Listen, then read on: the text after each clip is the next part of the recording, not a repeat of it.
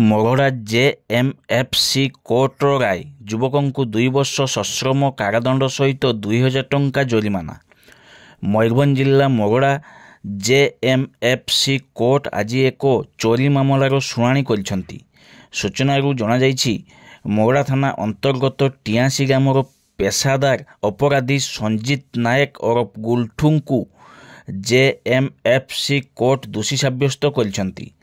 ସଞ୍ଜିତ ନାୟକ ଓରଫ ଗୁଲଠୁ ନାମରେ ବିଭିନ୍ନ ଥାନାରେ ଅନେକ ମାମଲା ରୁଜୁଥିବା ଜଣାଯାଇଛି। ତେବେ ଘରେ ପଶି ଚୋରି କରିଥିବା ମାମଲାର ମଗଡ଼ା ଜେଏମ୍ଏଫ୍ସି କୋର୍ଟରେ ଶୁଣାଣି ଥିଲା।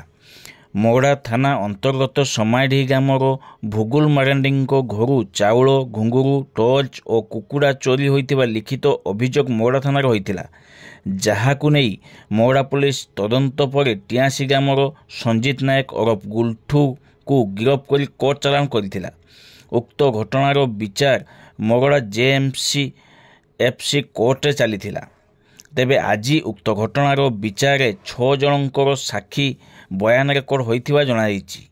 ମଗଡ଼ା ଜେଏମ୍ଏଫ୍ସି କୋର୍ଟର ମାଜିଷ୍ଟ୍ରେଟ ସିପ୍ରିୟା ପ୍ରିୟଦର୍ଶିନୀ ସାହୁ ଅଭିଯୁକ୍ତ ସଞ୍ଜିତ ନାୟକ ଓରଫ ଗୁଲଠୁଙ୍କୁ ଦୋଷୀ ସାବ୍ୟସ୍ତ କରିବା ସହିତ 2 ବର୍ଷ ସଶ୍ରମ କାରାଦଣ୍ଡ ସହିତ କ୍ଷତିପୂରଣ ବାବଦକୁ 2,000 ଟଙ୍କା ଜୋରିମାନା କରାଯାଇଥିବା ସୂଚନା ଦେଇଛନ୍ତି ଏପିପି ସମ୍ବିତ ଦାସ। ଉକ୍ତ ମାମଲାର ଯୁକ୍ତି ବାଢ଼ିଥିଲେ ସରକାରୀ ଓକିଲ ସମ୍ବିତ ଦାସ।